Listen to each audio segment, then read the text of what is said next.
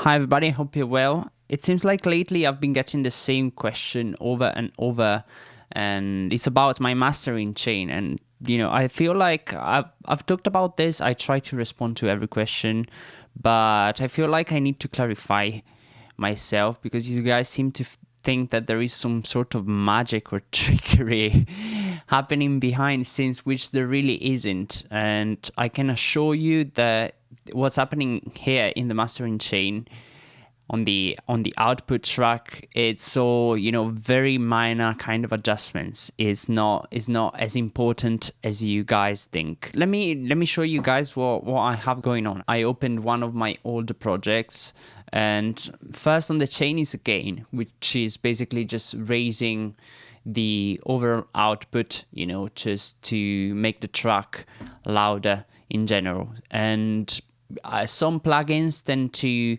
work better with a certain amount of decibels. I don't know if that's the case with the plugin I use, which is Isotope Ozone. But just in case, I try to have that on, Then after the gain, I have just a very basic EQ, just mildly brighty kind of thing with a 1K dip, just to make the track sound a little bit more modern. And this is probably the most important part. This is probably the part that affects the sound the most, because what I do after this is really minor kind of things just to make the track sound a little bit, wider and a little bit more modern and give it a little bit more punch, really. So first in the chain, I have an equalizer, I have a mid-side EQ kind of thing. What this does, if you don't know what it is basically an equalizer that works in parallel to the center channel and the sides.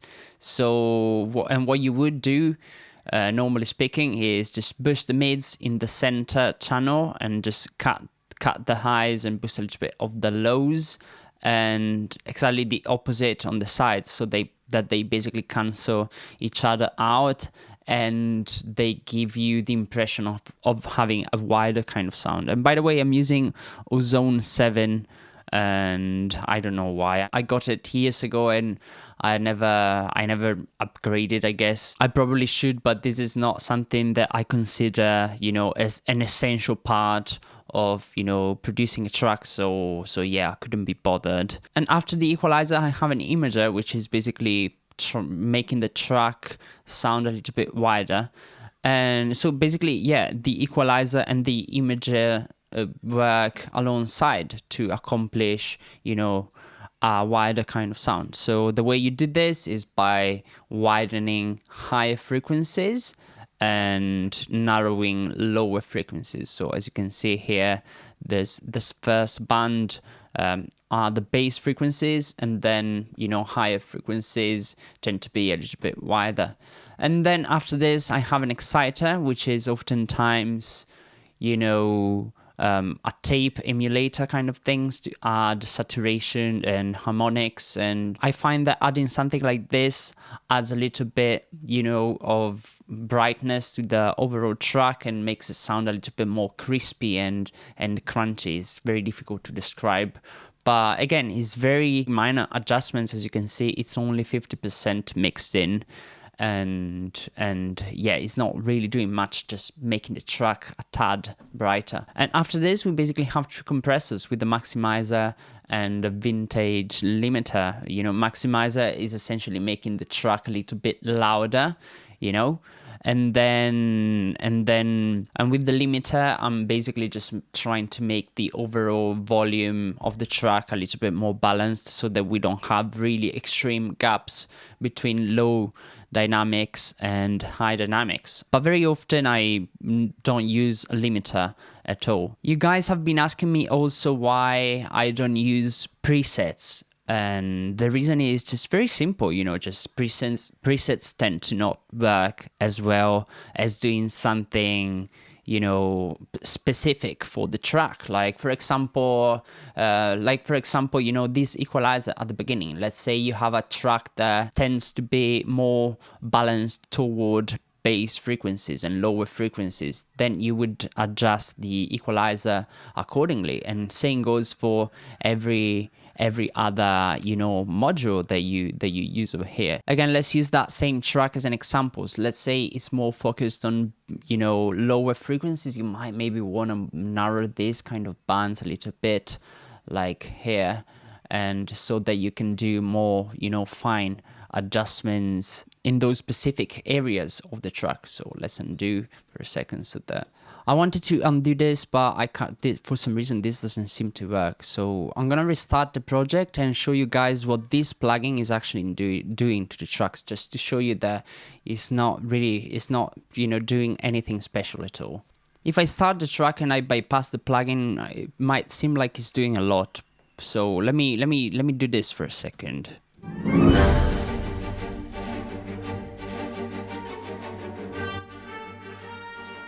And I think you might be tricked into thinking that it's doing way more than it does, because that track is obviously much lower in volume right now. But there's a cool little feature in Ozone that allows you to match the volume when the plugin is bypassed. So if I were to enable this and then, you know, A/B with the plugin on and off, you would realize that the plugin is not really doing that much.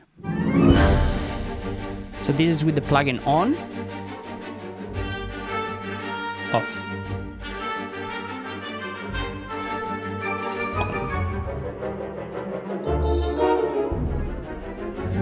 So this is basically doing exactly what I described, is basically making the track a tiny bit wider and a tiny bit brighter and giving it a little bit more punch and sounding a little bit more crunchy with that, you know, tape emulation that we have over here in the third module.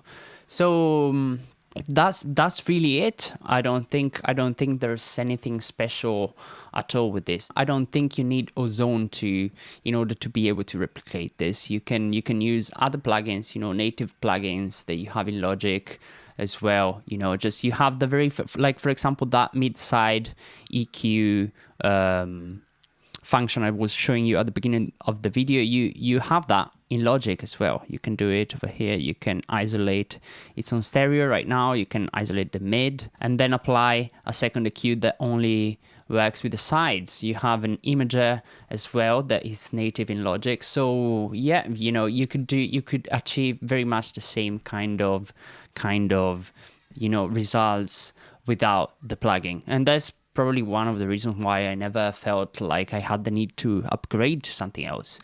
But yeah, just, you know, just for the sake of it, let me show you what this equalizer does. And the difference with that enabled and disabled would probably be more obvious than what I showed you before. So just let me play it again.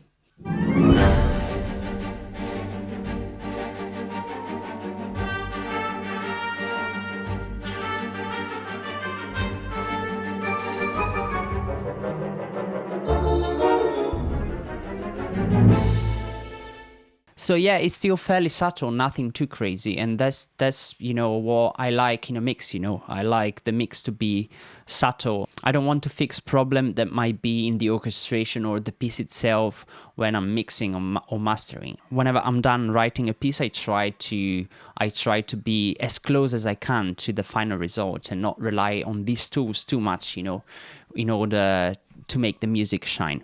All right, I hope this helps, and I'll see you in the next one. Bye.